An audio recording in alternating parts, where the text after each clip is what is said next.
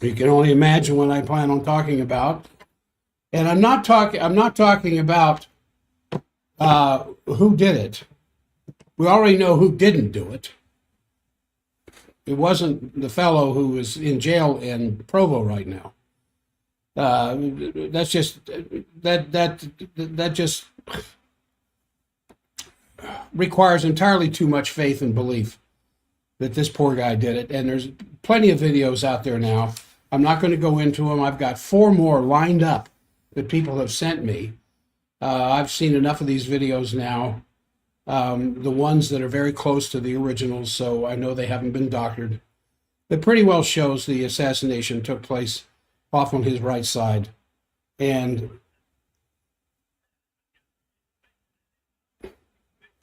am I competing with something at K-Talk?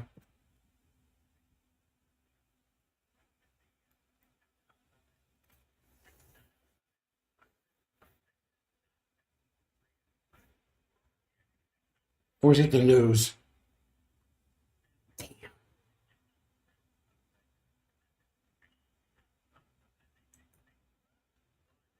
Excuse me, streamers.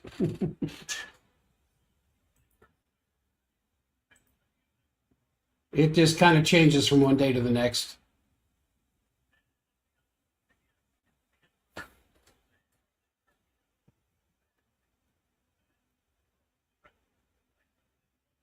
Maybe the news is playing.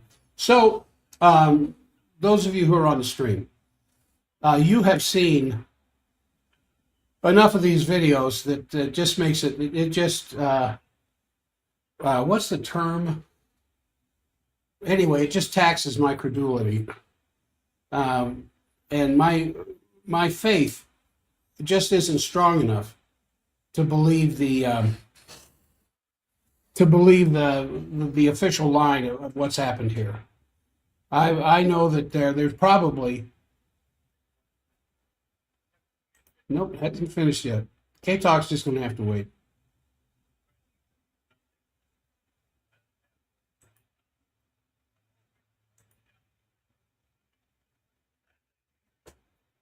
Oh, well, I guess they are playing the news. So anyway, what I want to talk about in today's program.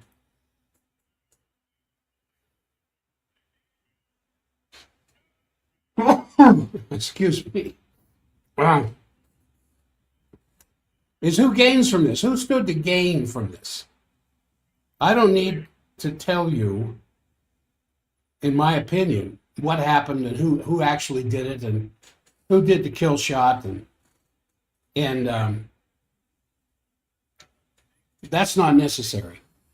You can, if you are listening to this show, you probably have seen 20 or 30 different videos by now, um, where you've made up your own mind as to what's going on. And so, I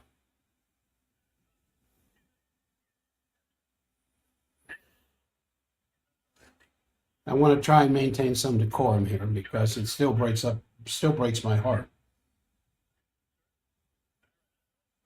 But I have a question for you. How much did you know about Charlie Kirk before the assassination, as opposed to how much you know about him now? A very dear friend of mine in Southern California went to a memorial last night. There was thousands of people there. And just as there are thousands of people all across the country and many other locations, Paul. Yeah, well, that's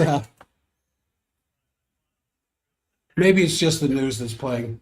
The people who are listening on the stream, you're very patient. I appreciate this, and I don't know. Turning is off a national TMF is screwed up. Yeah, I'm on.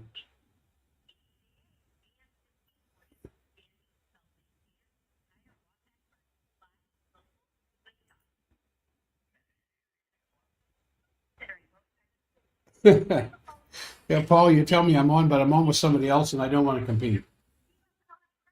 So,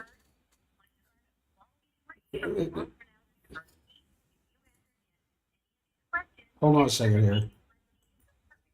Yeah, another ad, I know. Anyway, I'll probably repeat myself once I'm broadcasting at K Talk to some degree, but this program is about who stands to gain and what changed in Charlie the last few months that may have brought this on. What did he start talking about the last few months that he hasn't been talking about? In fact, some of the things, some of the topics that he has addressed in the last little while is actually quite counteropposed to what he has been talking about. Now, regardless of the fact that he was able to build up 3,500 chapters on campuses across the country for his Turning Point USA, and uh, and it was because of this that Trump was able to win. I was happy to see Trump mention that the other day, admit to the fact that he couldn't have won without. Yes, I am speaking. All right, let me tell him. Yeah, gosh. Yes, I am speaking.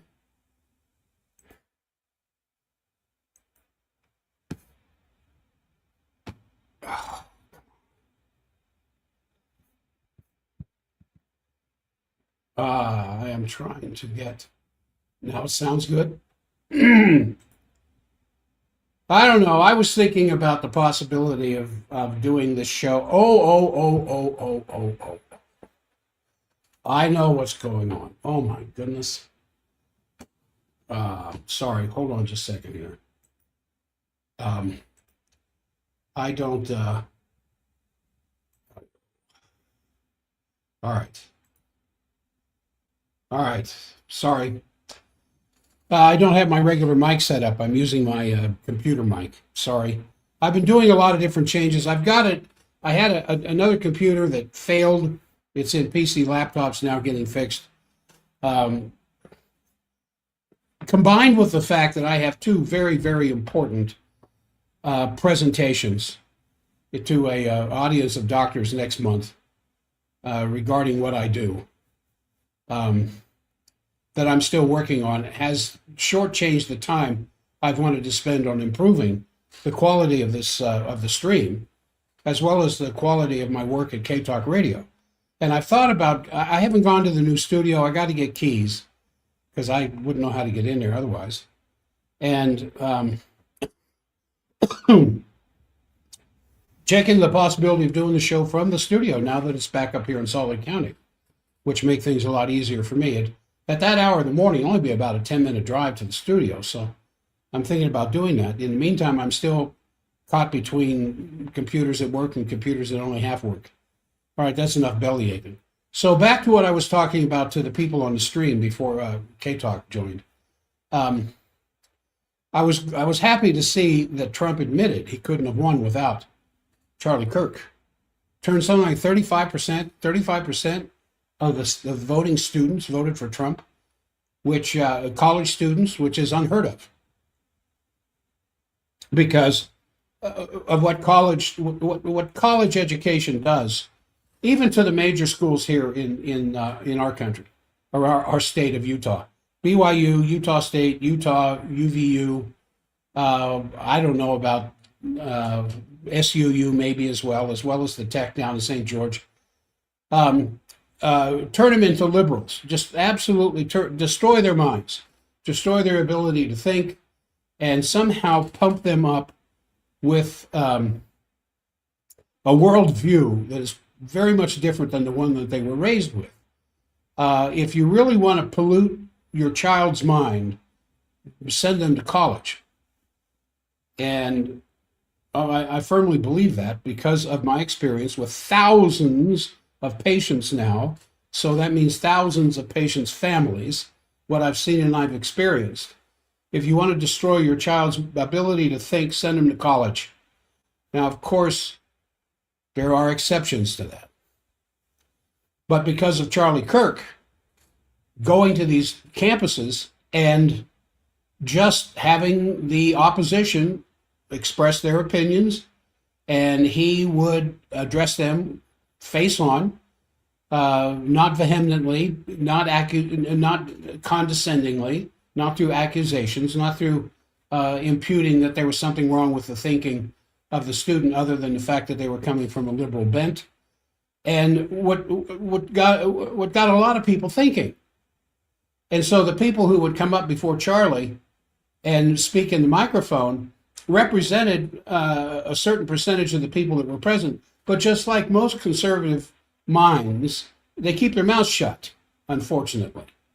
That's why someone asked me the other day, do you think we're closer to a civil war? No. The civil war requires at least two participants. You know, one would be considered the rabid Antifa, BLM group of people leading a certain charge, and then the other one would be fall back on the conservative group, the more peaceful, home-loving people who don't do anything. They sometimes show up to vote, but other than that, they don't do a whole lot. So no, I don't think that we are getting any closer to a revolution or a civil war. But with that said, Charlie was a very important part of the MAGA movement. Now, the thing I want to get to before this hour's over with is who stood to gain from this. As I was saying to the people on the stream when the commercials were playing at K-Talk, there are all kinds of videos out there now that are just, some of them are absolutely, I've had to watch them 3 or 4 times because of the detail that they are revealing. And I had a conversation with a dear family, a member of the family last night, who doesn't watch anything outside of MSM. And they just can't believe that I don't believe that old Tyler did this. And I point out a few facts.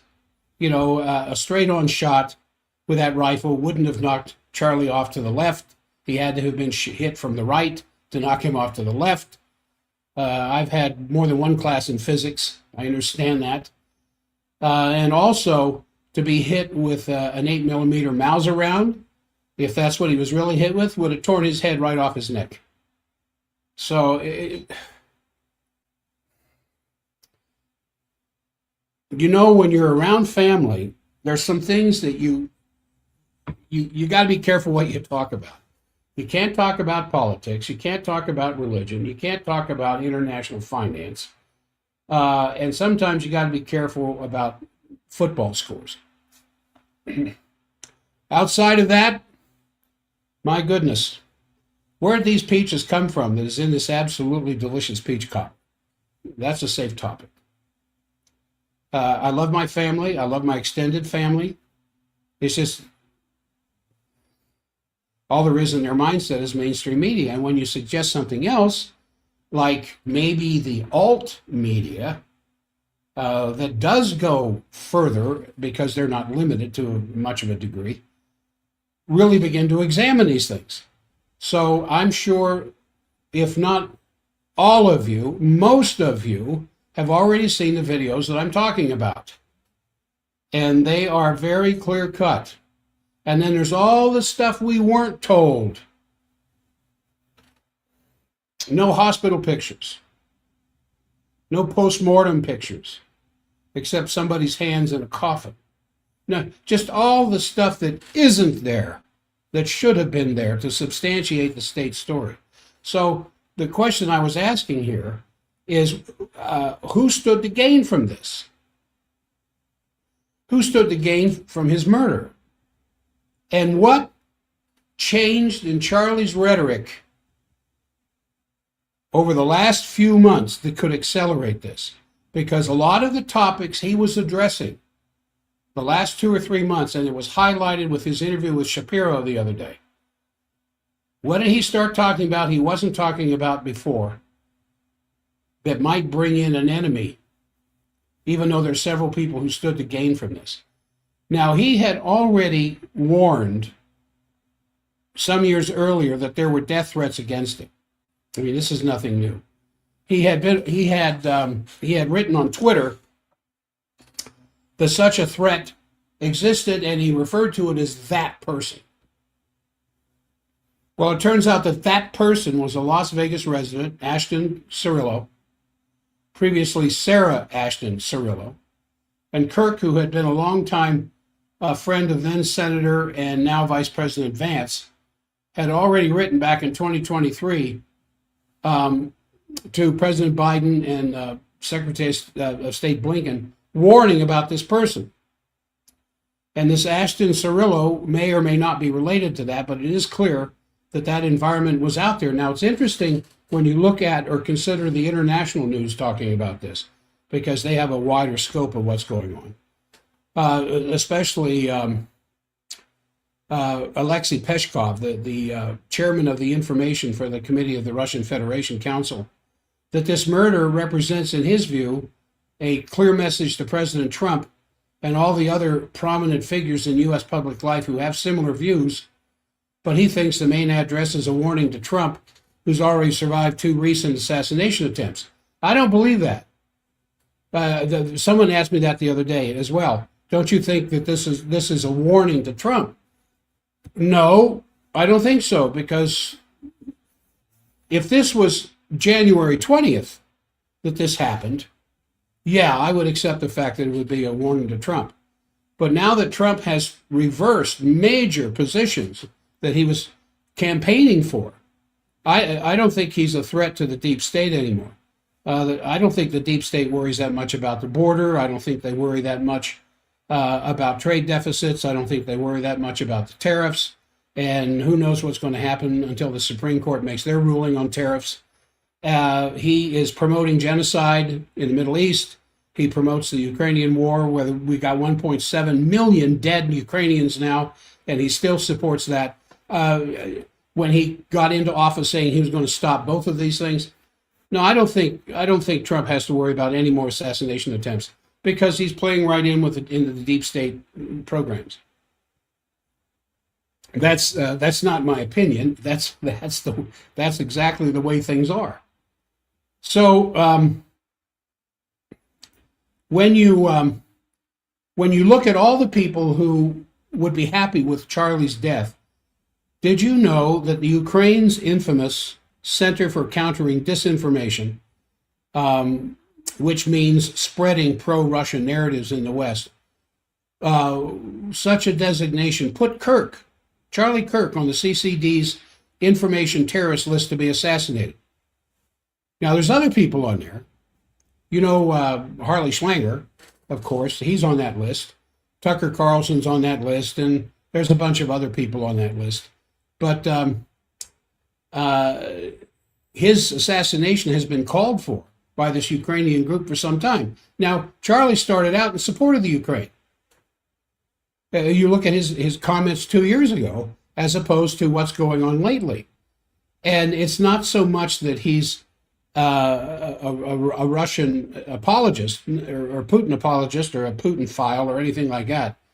It's just that he is calling for an end, and he has been against the president sending medium-range missiles to the Ukraine.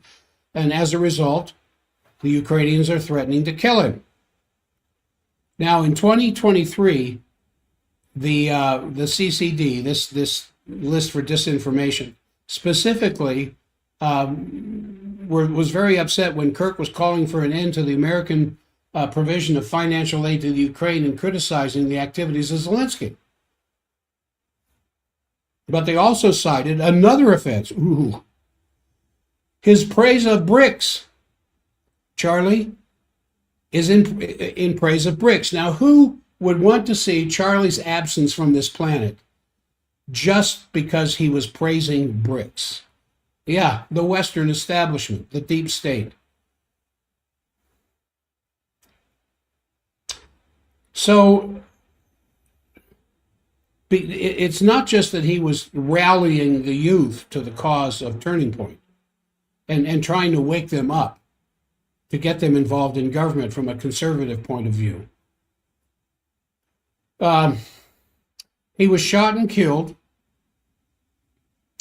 while fielding questions, and that the question came from the how many trans shooters or something like that. Then bang, the shot rings out. He was also named as a target on other regime-tied Ukrainian hit lists. The MOFAR intelligence firm included a risk of so-called Russian foreign propagandists. They were calling for his assassination. There's another group, the Texty Data Journalism Agency, roller coaster from Trumpists to communists. I'm quoting, the forces in the U.S. impeding aid to Ukraine, and how do they do it?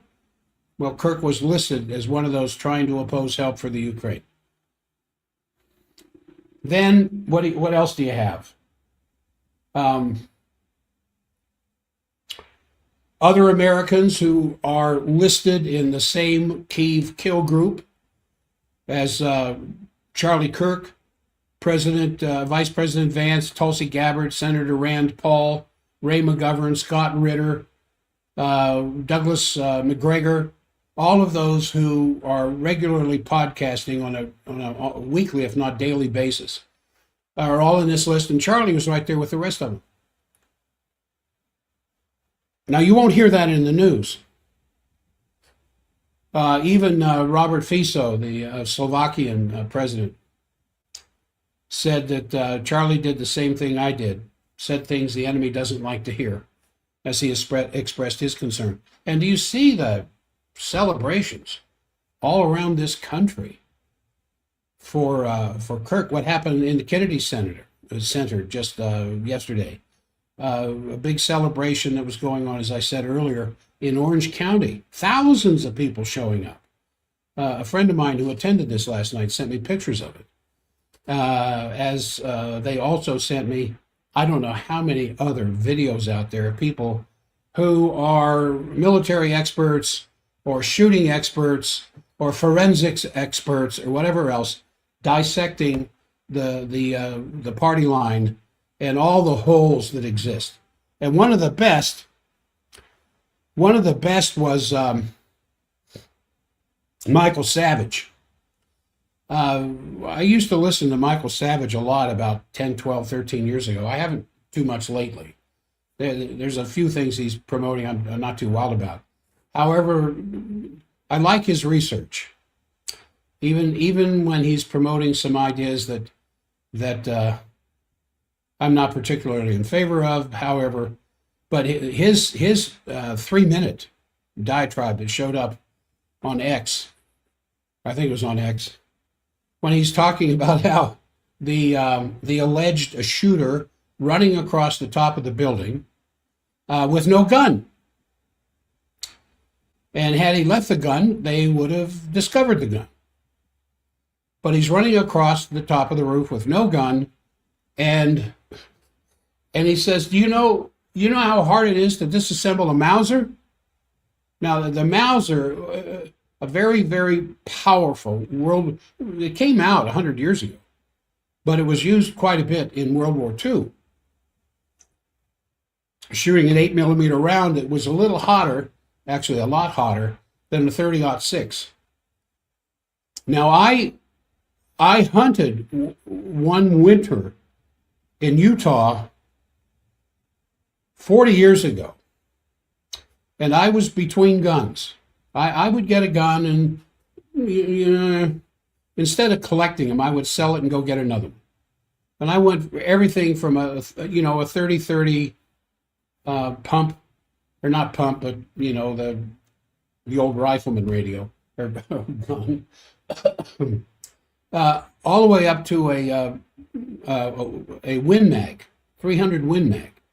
It was a Weatherby 300 Win Mag. It was a gun I always wanted. And when I saw what that did to a 150-pound deer, I thought, holy smoke. Unless I'm going to go polar bear hunting, there's no need for this gun. So I sold it, and I bought a Mauser and used it for the next hunting season. And when I saw what that gun did to a 150-pound buck, I ruined more than half the meat on that animal. I missed my target. I hit the rear end, and it just destroyed. It was terrible. I mean, in fact, that's the last time I ever went deer hunting. I've gone out with friends just for the weekend camp out, But that's the last time I ever had a tag or ever went deer hunting again. Not because of guilt or anything like that. It's just, I just didn't want to do it anymore. But I saw what that Mauser did. And if, in fact, Charlie was hit with a Mauser from the front, his head would have been gone.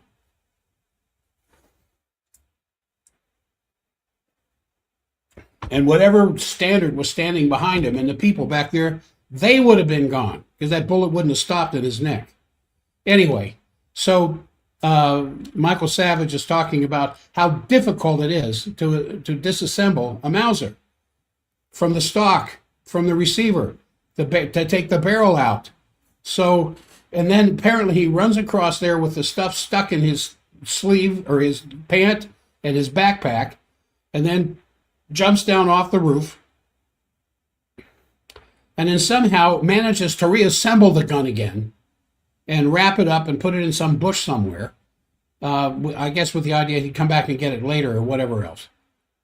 It just, the BS, every minute that went by with the official story from the governor, from the director of the FBI, from old Mike, the Utah County Sheriff, just,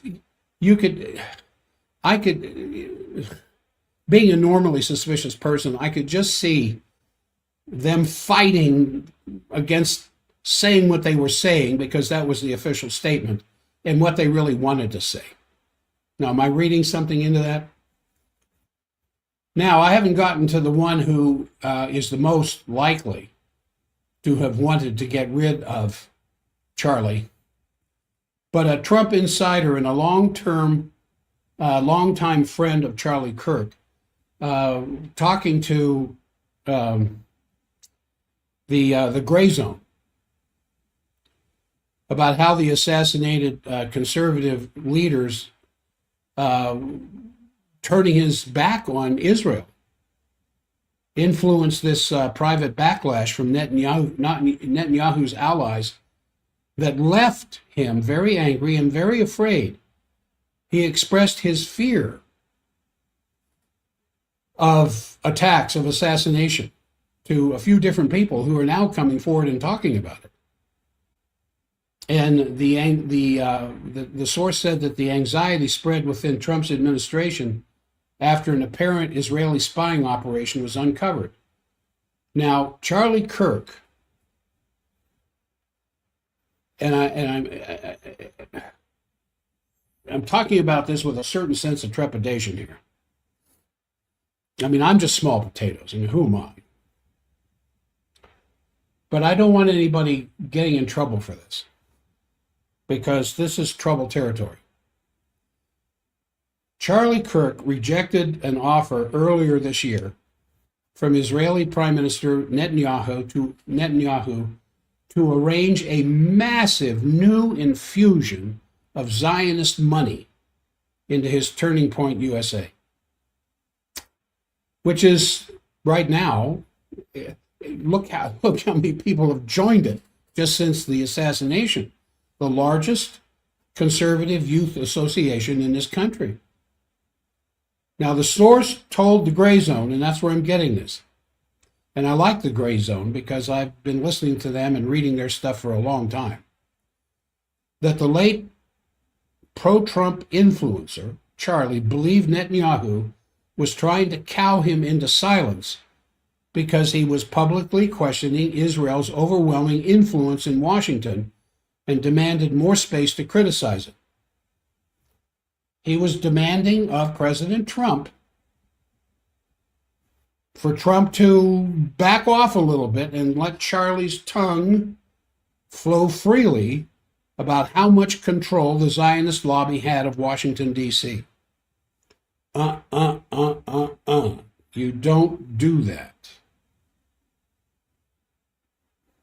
So in the weeks leading up to September 10th, he had come to loathe the Israeli leader, regarding Netanyahu as a bully. Charlie was disgusted by what he witnessed inside the Trump administration, where Netanyahu sought to personally dictate the president's personnel decisions. That's right.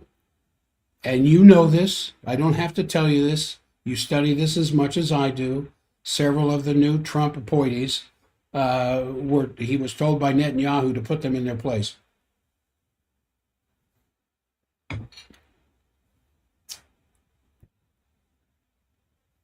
And to weaponize Israeli assets like billionaire donor Miriam Adelson to keep the White House firmly under the thumb of the Zionist lobby. Now, according to Kirk's friends, and if you're just tuning in, I'm not talking about the hundreds of videos that are out there now showing who actually shot it, because some of them are pretty damn good. You can decide that for yourself. What I'm trying to talk about is who wants him off the scene, who wants him out of the picture. Something far more dangerous than the trans lobby. So, according to Kirk's friend, who's talking to the Gray Zone, that Kirk really enjoyed his access to President Trump and the inner circle. And have you seen how Trump's sons have come out and called Charlie family? Like he's another son of President Trump. Kirk strongly warned Trump last June against bombing Iran on Israel's behalf. Now, it's one thing to start questioning some of the positions that you've had of a political bent up to this point in time. It's another thing to just walk out on the stage and rip your shirt open with the big S there on your chest by telling Trump, don't bomb Iran because you're just fulfilling Israel's will. Iran is not our enemy. There's no possible way they could be our enemy. Don't bomb them. Now, this friend said that Charlie was the only one in Trump's inner circle who did that or would say things like that. And when he told Trump not to bomb Iran, Trump barked at him loudly in front of everybody and angrily shut down the conversation. Now, the source believes that the incident confirmed in Kirk's mind that the President of the United States had fallen under the control of a maligning foreign power and was leading his own country into a series of disastrous conflicts. You are not going to hear that in the national news. So by the following month, Kirk had become the target of a sustained private campaign intimidation and this free-floating fury by wealthy and powerful allies of Netanyahu figures, described in an interview as Jewish leaders and Jewish stakeholders. And this source said Charlie was simply afraid of them. And this is just prior to his assassination. Now, Kirk was only 18 years old when he launched Turning Point USA in 2012. What were you doing when you were 18?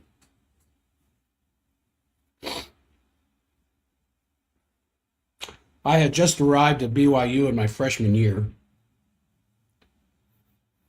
just absolutely stymied over how conservative the students in my wing of Taylor Hall, there in Hillman Halls, could possibly want Nixon for president. Me, recently arriving from Washington, D.C., dead set on Hubert Humphrey.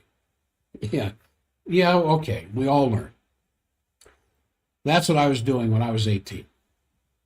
So from the inception of Turning Point USA, his career has been propelled by Zionist donors who just showered this growing organization with money through neoconservative outfits like David Horowitz's Freedom Center.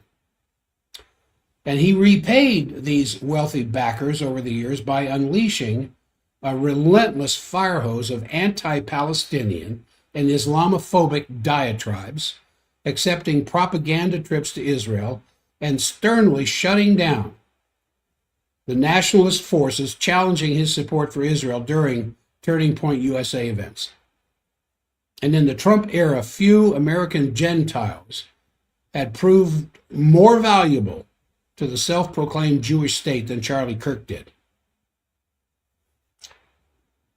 It's one of the things that bothered me about Mr. Kirk over the last few years.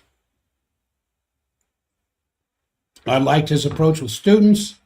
I liked the way he got students to think, sometimes first time in their life. But I couldn't stand his Zionist position. Now, as Israel's genocidal assault on the besieged Gaza Strip drove an unprecedented backlash within grassroots right-wing circles, where only 24% of younger Republicans sympathized with Israel over the Palestinians, Charlie began to shift himself. And at times he towed the Israeli line, spreading disinformation about the babies being beheaded by Hamas on October 7th, and denying the famine that's been imposed on the population of Gaza. But he simultaneously ceded to his base, wondering aloud, in the hearing of those associates close to him, if Jeffrey Epstein was really an Israeli intelligence asset. And he even went so far here recently, in the last few months, to question the Israeli government allowing the October 7th attacks to proceed in order to advance their long-term political goals. Now think about this.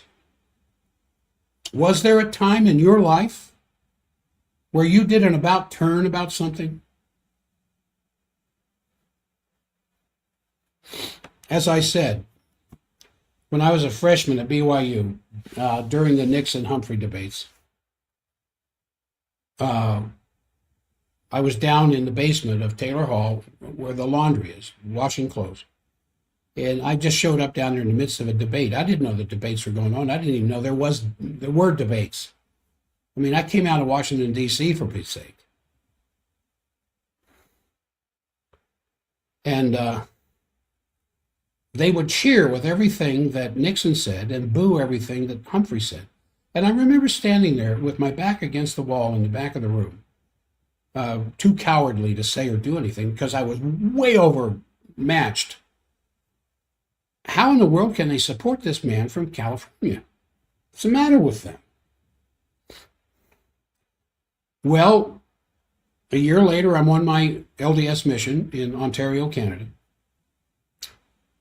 And there were a few deep thinkers up there that some were Americans who were working in Canada, but most of them were Canadian citizens who knew 10 times, 100 times what I knew about American politics. And I was surprised on a regular basis how much more the Canadians knew about America than Americans knew about Canada. And they got me to start thinking. And then when I got home and got married and a full-time student, supporting a wife and myself, I remember a fellow who came to work for the company that I was working for, who was a former FBI agent. He retired from the FBI early because he was threatened with his life if he told the truth about John Kennedy being in the inner circle to some degree. So he took me under his wing and he started straightening me out and giving me a bunch of books to read. None Dare Call It Treason, Pawns in the Game, and started reading those things. That's the turnaround that I'm talking about. That's the first time anything actually started to open my eyes. And I was seduced probably in a matter of 30 days by old David Gumer. And when I should have been back in, I was in charge of a certain aspect of production of Silver Rounds.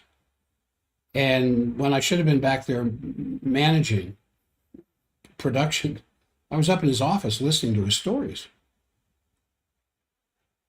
So I can appreciate the deeper Charlie Kirk looked into what Israel was doing in the Gaza, that being a man of character, a man of morality, a man of ethics, he could see how wrong he was, and verbally started to correct that path, at the same time verbally telling his friends he was worried about his life. Now, this July, at the Turning Point USA Student Action Summit, he provided a forum for the right-wing grassroots to vent its fury about Israel's political hammerlock on the Trump administration. Now think about the transition he must have been going through and how his Zionist supporters would feel when he gave a portion of this summit to criticizing the genocide. So speakers from former Fox News stalwarts Tucker Carlson and Megyn Kelly to the anti-Zionist Jewish comedian Dave Smith denounced Israel's blood-soaked assault on the besieged Gaza Strip, branded Jeffrey Epstein as an Israeli intelligence asset, and openly taunted Zionist billionaires like Bill Ackman for getting away with the scams that he was doing despite having no skill of his own. So Tucker said this during that presentation: how do you come to a place where some of the least impressive, most useless people who have no actual skills become billionaires? How did Bill Ackman get $9 billion?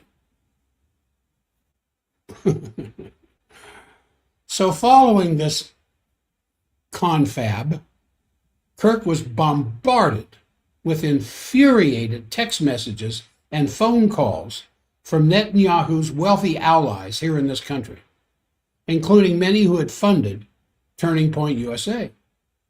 And according to his longtime friend, the Zionist donors treated Kirk with outright contempt, essentially ordering him to fall back into line.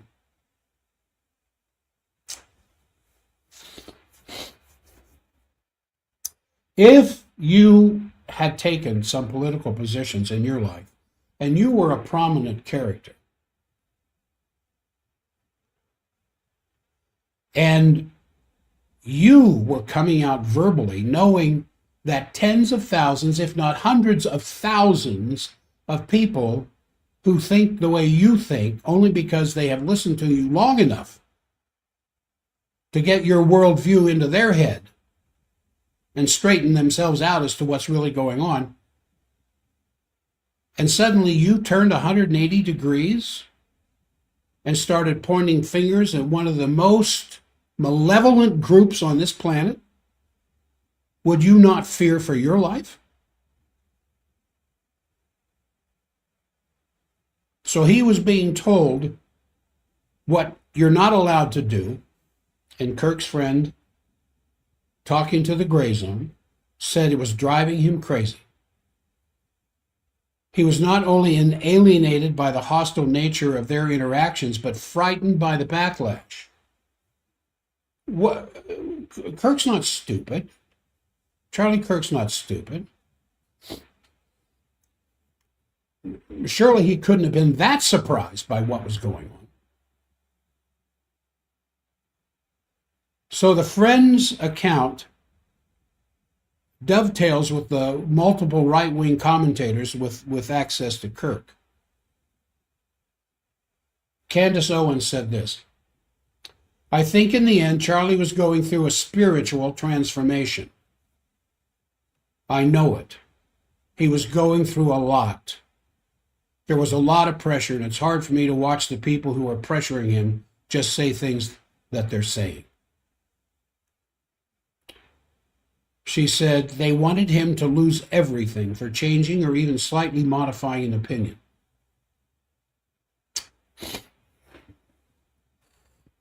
Now, if you're just tuning in, I started the program by saying I'm not going to go through who killed him.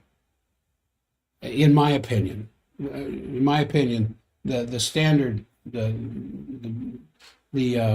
basic story out there is just absolute bullshit. As Michael Savage said. It pains me that the Utah authorities are in line with this crap. But they're under threat too. That's how powerful this lobby is. They're under the same threats. You know, for instance, every single member of the House of Representatives has a member of AIPAC on their staff, except Thomas Massie. Every single member of the Senate has a member of AIPAC on their staff. And the whole idea of Jeffrey Epstein and his Pleasure Island simply was to get people into compromising positions, photograph them, and then you own them. An old British Empire trick from 200 years ago.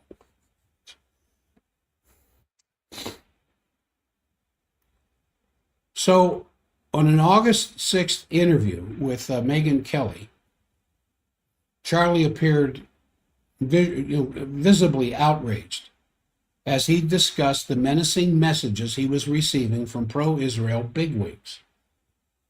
Now, this just adds fuel to the fire. It's one thing to start pointing a finger at the genocide in Israel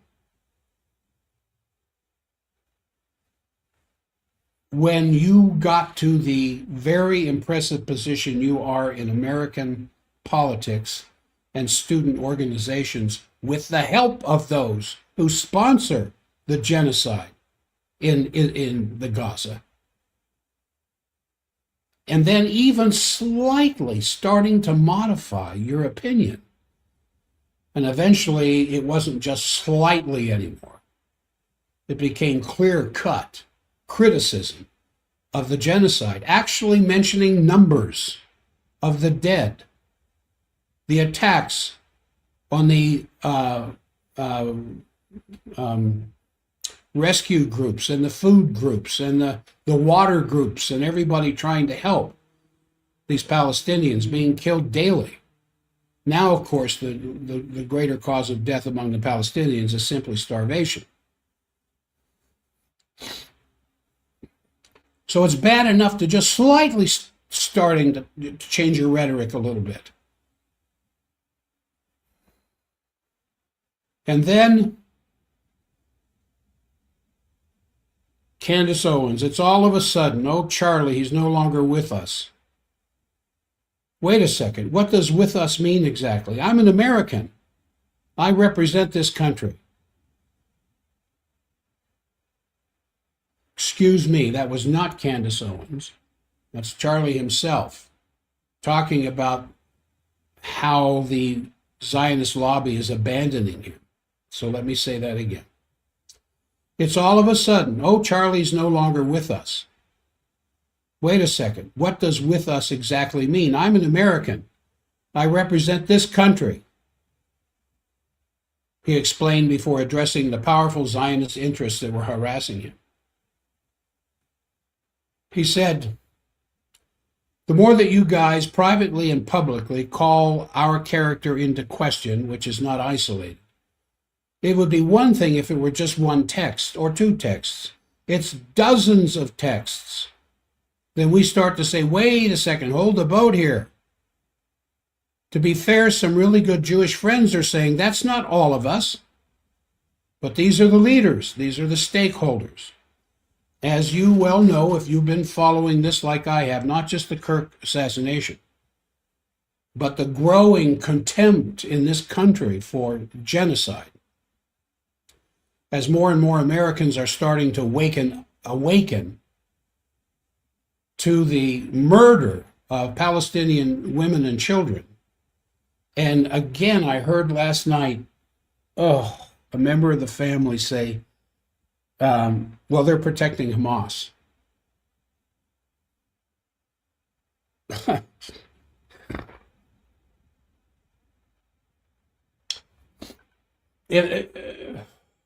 One of the true maxims of life is you simply cannot argue with someone who listens to mainstream media. The programming is so deep and so powerful. as you well know, with members of your family, and you just want to take them and shake some sensibility into them, and you can't. Again, I fall back on one of my favorite maxims from Mark Twain. If you do not listen to the morning news, you are misinformed. If you listen to the evening news, you're malinformed. So during his interview with Megyn Kelly, he went on to complain to Kelly, I have less ability to criticize the Israeli government than actual Israelis do. And that's really, really weird. And that's the thing I'm mentioning now, because in Haaretz, which of course is far left-wing and criticizes everything the government of Israel does, the Jerusalem Post, the Times of Israel, all three of these are showing an increasing number of Israeli citizens who are waking up to what's happening in the Gaza, because the news there is controlled and censored even more than it is in this country.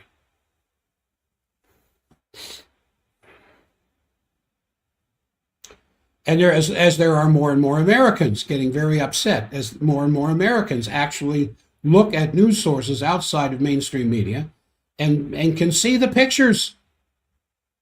You see the pictures of Doctors Without Borders showing the skull of a 2-year-old with a round hole in the skull. Shrapnel doesn't do that. Bullets do that. So in one of his final interviews, and this was, I don't want to say the kiss of death, I don't want to use terms like that, but a bridge too far, a comment too far by Charlie, was when he conducted with Israel's premier influencer in this country. If I were to ask you this, and you can ask your friends or family or whatever else of this later today as a trivia question, who is the most vocal, most present, most well-known Israeli influencer in our country? If you said Ben Shapiro, you are correct. So Kirk, in his interview with Shapiro, again tried to raise the issue of censorship of Israel's critics, especially in this country. He said this: a friend said to me, interestingly, Charlie, okay, we've pushed back against the media on COVID, and we pushed back on lockdowns, and we pushed back on Ukraine, and we've pushed back on the border. But maybe it's time to ask another question. Is the media totally presenting the truth when it comes to Israel? Just a question. That's a direct quote that he asked of Shapiro. Is the media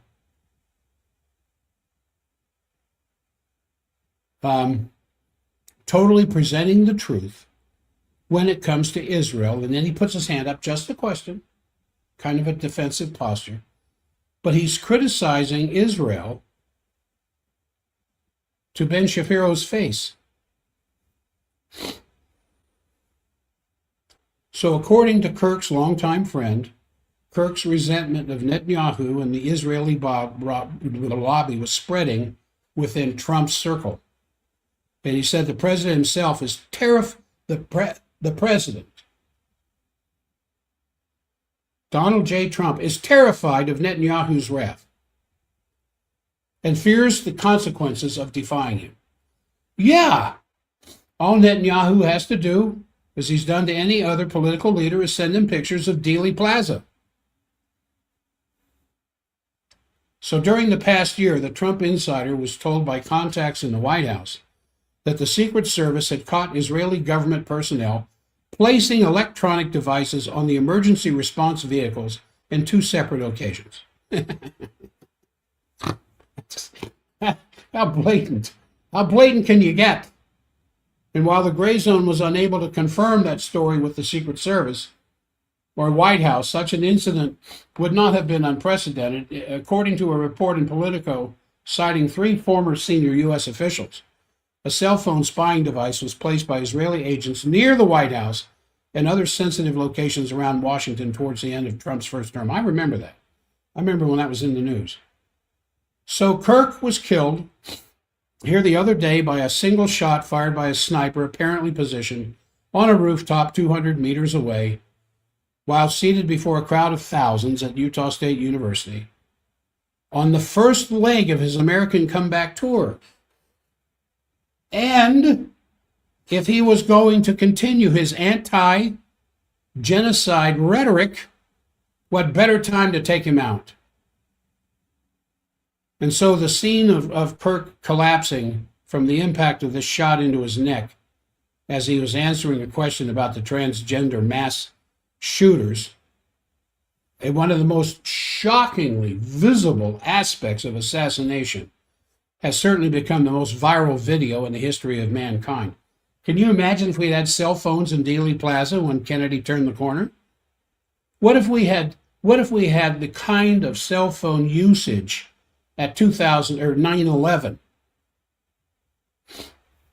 filming what was actually going on from several different directions, and all those extra videos before the dust even began to settle went viral around the whole world? It would have been a different story, wouldn't it? It would have been a very much different story. And then somebody hears a rumble at 5 p.m., hours later behind them, and they turn and they film Building 7 falling down without a fire. So there's currently no evidence of an Israeli government role in Kirk's assassination. But that doesn't stop the speculation. And by the time the dust has settled a little bit with all the videos that are flying around out there,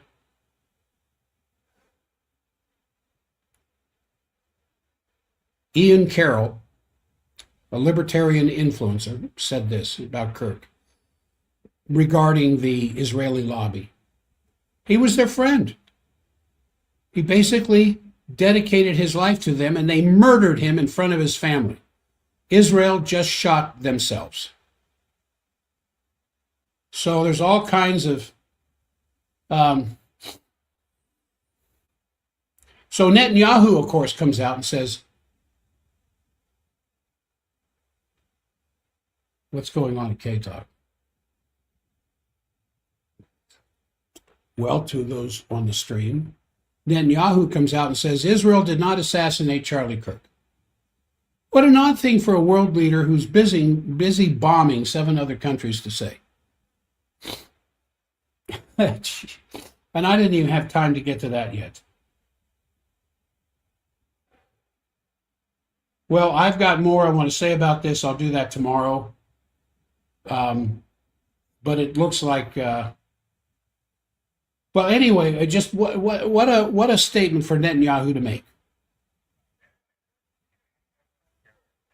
Israel did not kill Charlie Kirk.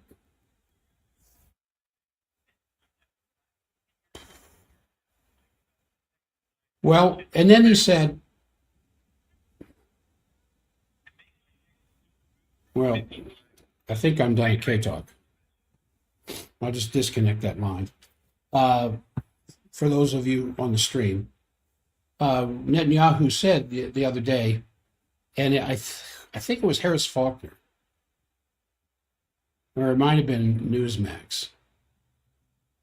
I just invited Charlie 2 weeks ago to come to Israel and see for himself what's really going on. Well, I think before this week is over with, and with all the incredible level of videos that are out there, I know you've seen several of them yourself. You've had a chance to look at it. You know darn well the standard story. And now, so someone pointed out to me last night again. Now he's not talking. Now old Tyler's not talking. Of course he's not talking. He didn't do it. And if the police start talking to him about what he did and why he did it, and he starts coming up with things that don't match the facts, then the police are going to say, did this poor little 22-year-old boy from Washington County actually do this? No, he's got to keep his mouth shut or he won't get the payoff money. No, there's something to say. I'm going to end the stream with that. Of course, he's got to keep his mouth shut. He won't get his $200,000 payoff money. All right, more on this tomorrow. And the point of this wasn't to analyze all these videos, because I'm not a video analyst. I'm not a forensic analyst. I see the same stuff you see, and I get the same gut reaction you see. My point, who stood to gain the most to shut him up? Especially at the beginning of a new tour of turning more and more college students on to the ability to think than Charlie Kirk did. Charlie, I cried over your murder. I just want you to know. I cried several times at the humanity of all of this. But I'll pick this up tomorrow with a little bit more that will have happened between now and then. But also someone said, well, what about the connection with 9/11 the next day? Can't we give them something to instead of worrying about whether 9/11 happened the way the government said? Let's give them something else to worry about. So I didn't have time to talk about the timing of this, but that's just something to keep in mind. Okay, I'm going to end this. Thank you for your participation. If you will like and share my health show with breaking health barriers is over 800 now, and I hope to get that to 1,000 by Christmas. But this one still needs to grow. If you see any benefit in this comment today, please share it. Now, I'll see you all tomorrow.